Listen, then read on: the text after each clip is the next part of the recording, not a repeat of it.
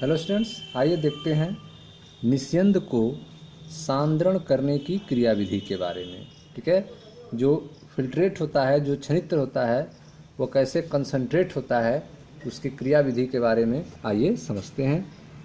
Chapter 19 की चौथी heading है निस्यंद अर्थात छनित्र को सांद्रण करने की क्रियाविधि।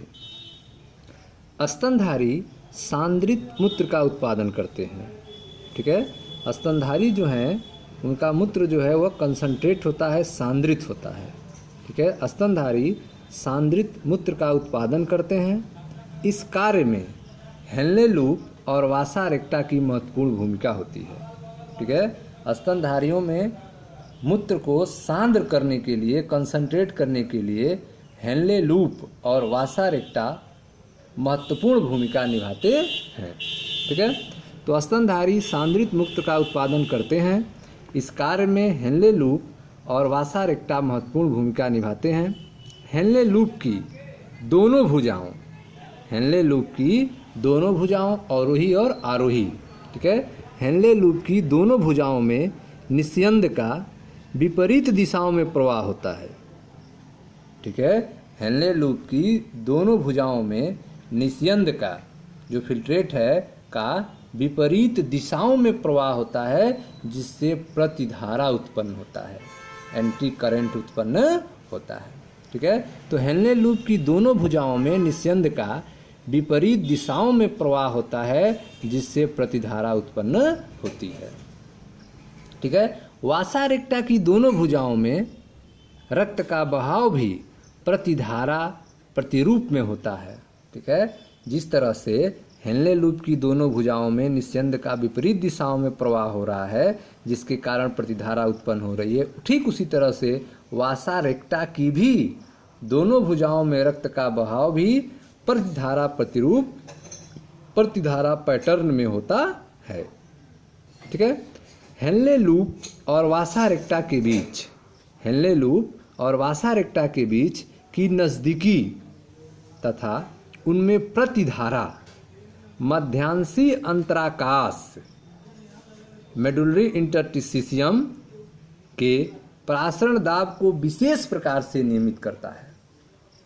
ठीक है, हेनले लूप और वासा रेक्टा के बीच की नज़दीकी तथा उनमें प्रतिधारा जो है, एंटी करंट जो है, वह मध्यांश अंतराकाश के प्रासरण दाब को विशेष प्रकार से नियमित करता है। ठीक है, मध्यांशी अंतराकाश के प्रासरण दाब को विशेष प्रकार से नियमित करता है। प्रासरण दाब मध्यांश के बाहरी भाग से भीतरी भाग की ओर लगातार बढ़ता जाता है। प्रासरण दाब जो है वह मध्यांश के बाहरी भाग से भीतरी भाग की ओर जाने पर लगातार बढ़ता जाता है। ठीक है, तो इसको कंट्रोल करने का काम, इसको नियमित करने का काम, ठीक है, वह हेनले लूप और वासा रेक्टा के बीच की नज़दीकी और उनमें प्रतिधारा मध्यांशी अंतराकाश के प्रासरण दाब को विशेष रूप से नियमित करता है। ठीक है, तो हेनले लूप और वासा रेक्टा में जो प्रतिधारा है वही जो है मध्यांशी अंतराकाश के प्रासरण दाब को नियमित करती है। ठीक है, नियमित करने का, कंट्रोल करने का क्यों जरूरत होती है? क्योंकि प्रासरण दाब मध्यांश के बाहरी भाग से भीतरी भाग की ओर लगातार बढ़ता जाता है, जैसे कि बल्किट की ओर, ठीक है, बल्कुट की ओर, कार्टेक्स की ओर यह 300 मिली ऑस्मोल पर लीटर से आंतरिक मध्यांश में लगभग बढ़कर 1200 मिली ऑस्मोल पर लीटर हो जाता है। ठीक है, यह प्रवणता सोडियम क्लोराइड और यूरिया के कारण बनती है। यह जो प्रवणता आप देख रहे हैं यह क्यों होता है? सोडियम क्लोराइड और यूरिया के कारण होती है। ठीक है, आप फिगर में देख सकते हैं, यह फिगर है आपका नेफ्रॉन तथा वासा रेक्टा द्वारा निर्मित प्रतिधारा प्रवाह की क्रियाविधि। ठीक है, नेफ्रॉन को दिखाया गया है, यह आपका नेफ्रॉन है और यह आपका वासा रेक्टा है। ठीक है, यह आपके तीनों भाग को दिखाया गया है, यह आपका बल्कुट है, यह बाह्य मध्यांश है और यह आंतरिक मध्यांश है। ठीक है, तो यहाँ तक का रीजन जो है, यह इसके ऊपरी वाला जो रीजन है वह बल्कुट रीजन है। तो बल्कुट रीजन का फिगर आप देख सकते हैं, यह आपका बल्कुट रीजन का फिगर है, जिसमें आप देख सकते हैं यह आपका बोमेन कैप्सूल है। बोमेन कैप्सूल में यह इंटर कर रही है अभिवाही धमनिका। अभिवाही धमनिका बोमेन कैप्सूल में इंटर कर रही है और यह आप संरचना देख रहे हैं जिसे कोशिका गुच्छ या ग्लोमेरुलस कहा जाता है। ठीक, यहाँ से यह क्षमता है इसमें और यह जो है बाहर निकल रही है जिसे अपवाही धमनिका कहा जाता है। ठीक है, तो यह फिल्ट्रेट जो है जिसका प्राशन दाब यहाँ पर कितना है बलकुट रीजन में, यह है 300 मिली ऑस्मोल पर लीटर।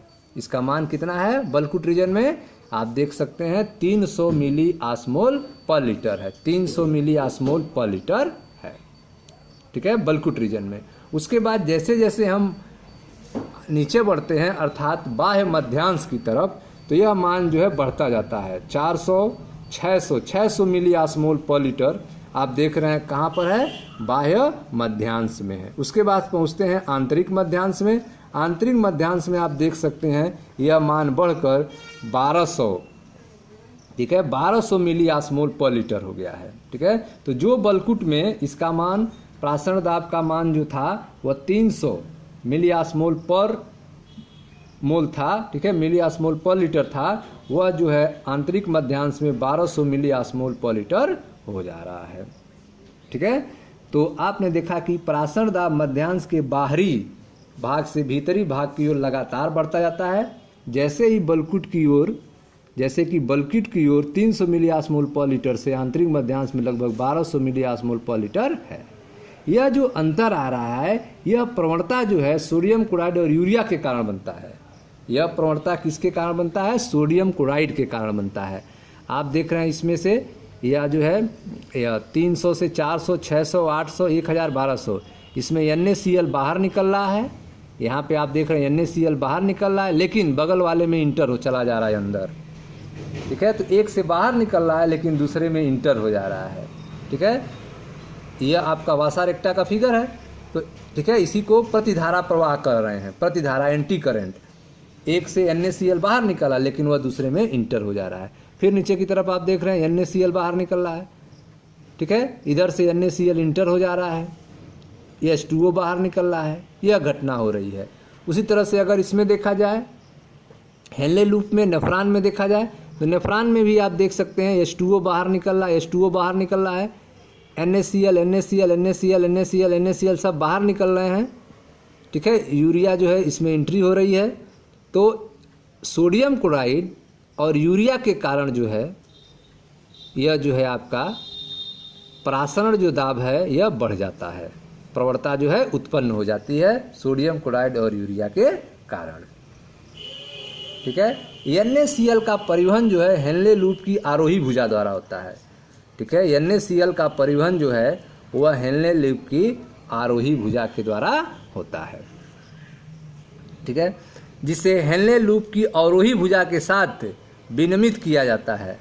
ठीक है, इस हेनले लूप की जो आपकी अवरोही भुजा है इसके द्वारा इसका क्या किया जाता है, एक्सचेंज किया जाता है। ठीक है, तो आप देख रहे हैं निस्यंद अर्थात क्षणित के सांद्रण करने की क्रियाविधि के बारे में पढ़ रहे हैं। तो इसमें आपको बताया गया कि स्तनधारी जो हैं वह सांद्रित मूत्र का उत्पादन करते हैं। इस कार्य में हेनले लूप और वासा रेक्टा महत्वपूर्ण भूमिका निभाते हैं। हेनले लूप की दोनों भुजाओं में निस्यंद का विपरीत दिशाओं में प्रवाह होता है जिससे प्रतिधारा उत्पन्न होती है। वासा रेक्टा की दोनों भुजाओं में रक्त का बहाव भी प्रतिधारा पैटर्न में होता है। हेनले लूप और वासा रेक्टा के बीच की नज़दीकी तथा उनमें प्रतिधारा मध्यांशी अंतराकाश के प्रासरण दाब को विशेष प्रकार से नियमित करता है। ठीक है, प्रासरण दाब मध्यांश के बाहरी भाग से भीतरी भाग की ओर लगातार बढ़ता जाता है। जैसे कि बलकुट में, बलकुट की ओर 300 मिली ऑस्मोल पर लीटर से आंतरिक मध्यांश में लगभग 1200 मिली ऑस्मोल पर लीटर हो जाता है। यह प्रवणता जो है सोडियम क्लोराइड तथा यूरिया के कारण बनता है। ठीक है, तो यह जो ग्रेडियंट उत्पन्न हो रहा है, प्रवणता उत्पन्न हो रही है, यह NaCl और यूरिया के कारण होती है। NaCl का परिवहन जो है हेनले लूप की आरोही भुजा द्वारा होता है। ठीक है, NaCl का परिवहन जो है वह हेनले लूप की आरोही भुजा द्वारा होता है जिसे हेनले लूप की अवरोही भुजा के साथ विनिमित किया जाता है। ठीक है।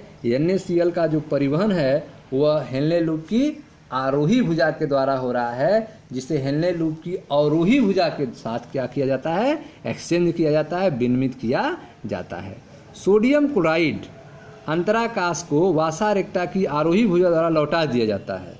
सोडियम क्लोराइड अंतराकाश को वासा रेक्टा की आरोही भुजा के द्वारा लौटा दिया जाता है। इसी प्रकार से यूरिया की कुछ मात्रा हेनले लूप के पतली आरोही भुजा में विसरण द्वारा प्रविष्ट हो जाती है।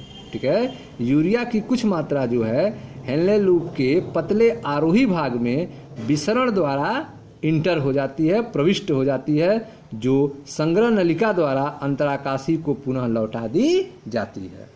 ठीक है, तो ऊपर वर्णित पदार्थों का परिवहन, ठीक है, ऊपर वर्णित पदार्थों का परिवहन हेनले लूप और वासा रेक्टा की विशेष व्यवस्था के द्वारा सुगम बनाया जाता है, आसान बनाया जाता है। ठीक है, जिसे प्रतिधारा क्रियाविधि कहते हैं। ठीक है, तो पदार्थों का परिवहन जो है हेनले लूप और वासा रेक्टा के विशेष व्यवस्था द्वारा सुगम बनाया जाता है, जिसे प्रतिधारा क्रियाविधि कहते हैं। यह क्रियाविधि जो है मध्यांश के अंतराकाशी की प्रवणता को बनाए रखती है। ठीक है, यह जो क्रियाविधि है यह मध्यांश के मिडला रीजन के अंतराकाशी की प्रवणता को बनाए रखती है। इस प्रकार की अंतराकाशी प्रवणता संग्रह नलिका द्वारा जल के सहज अवशोषण में योगदान करती है। ठीक है, इस प्रकार की जो अंतराकाशी प्रवणता है यह संग्रह नलिका द्वारा जल के सहज अवशोषण में योगदान करती है और निस्यंद का सांद्रण करती है। ठीक है, तो इस प्रकार की जो अंतराकाशी प्रवणता है यह संग्रह नलिका द्वारा जल के सहज अवशोषण में योगदान करती है, जिसके कारण यह निस्यंद का सांद्रण होता है। हमारे वृक्क प्रारंभिक निस्यंद की अपेक्षा लगभग 4 गुना अधिक सांद्र मूत्र सहित करते हैं। ठीक है, मनुष्य का जो वृक्क होता है वह प्रारंभिक निस्यंद की अपेक्षा लगभग 4 गुना अधिक सांद्र मूत्र का उत्सर्जन करता है। यह निश्चित ही जल की कमी को रोकने का मुख्य क्रियाविधि है। ठीक है, यह निश्चित ही जल के ह्रास को रोकने की मुख्य क्रियाविधि है। ठीक है, तो आप फिगर में देख सकते हैं यह आपका संग्रह नलिका है, जिसमें आप देख रहे हैं कि H2O जो है इसमें से बाहर निकल रहा है, वाटर जो है इससे बाहर निकल जा रहा है, कुछ मात्रा में आप देख रहे हैं यूरिया भी निकल जाती है।